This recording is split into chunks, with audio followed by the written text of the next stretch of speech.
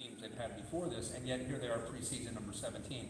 It shows what happens when you build a brand, and now preseason before we see a game, and I think they're sitting there at 17. So I think it goes to show you that when you just flash onto the scene, it's like, whoa, who is this? Whereas when you're Boise State and now UCF, you establish a brand, and I think that's where in my opinion, UCF is at this point. What's the biggest growth you've seen out of Felipe Franks going in with the second year under Dan Mullen? Yeah, I think like everybody else, it was really a roller coaster ride, and then he gets booed off the field in one game.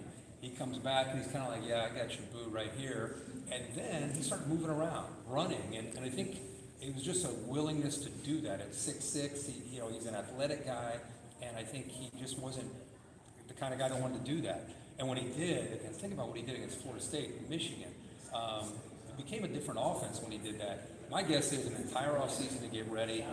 I'm anxious to see if that's the new Felipe Franks. Is that the Felipe that we're going to see moving into 2019? If I were Dan Mullen, I would say yes, more of that, because it opened up everything else. So I think that's where we are as we come in, and we'll see if he's continuing to improve in that area. Kirk, I know watching a team like Georgia, you probably watched a lot this offseason. Heard guys like Pollock talk about them, and everybody kind of wants to know, is this the year for them to get over the hump? Yeah. When you look at where they're at right now, can this be that year and give you ultimately? Well, Georgia's been this close the last 2 years. Jake Fromm, to me, and I defended him last year when people were saying Justin Fields should be the guy.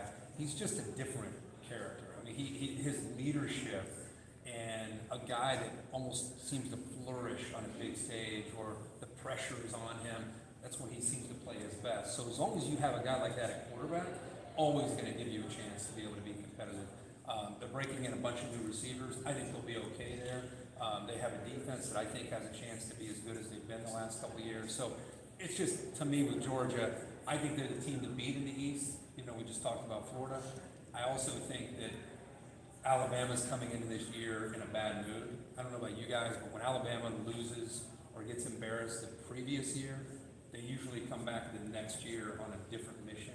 And I think Alabama is going to be a team that's still the team to beat, regardless of what happened against Clemson. And so it might be bad timing for Georgia in that regard. But I think it's a Georgia-Alabama debate with Kirby and Nick Saban, in my opinion, in 2019. It's just a matter of who ends up winning that game and playing.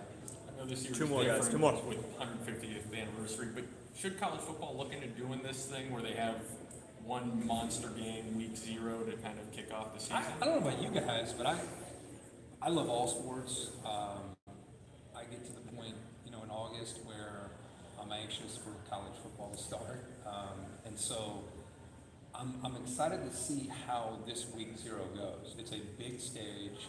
It's the game. If I were a coach or a player, I would love to be in this window. Everybody's going to be watching.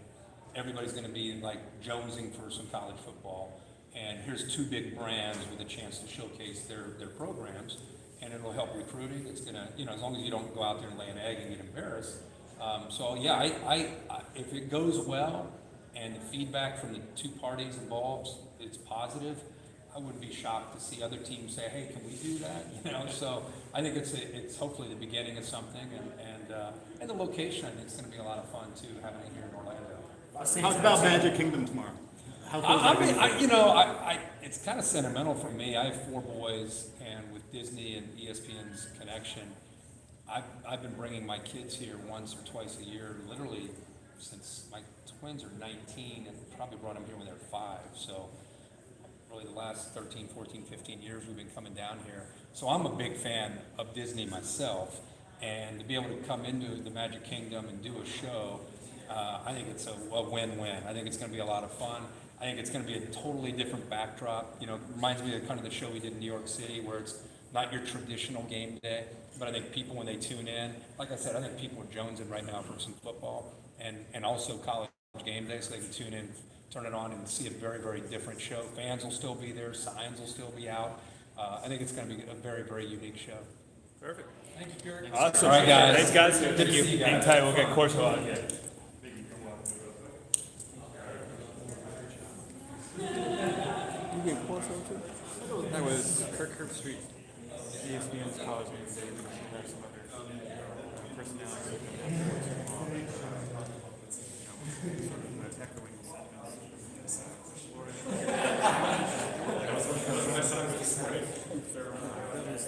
Kirk Herbstreit from ESPN college game day. First we had Reese Davis. Now we will have, I think, Lee Corso is coming out here. College game day, media access, football bill, game bill. We stay out here. We see y'all go shop.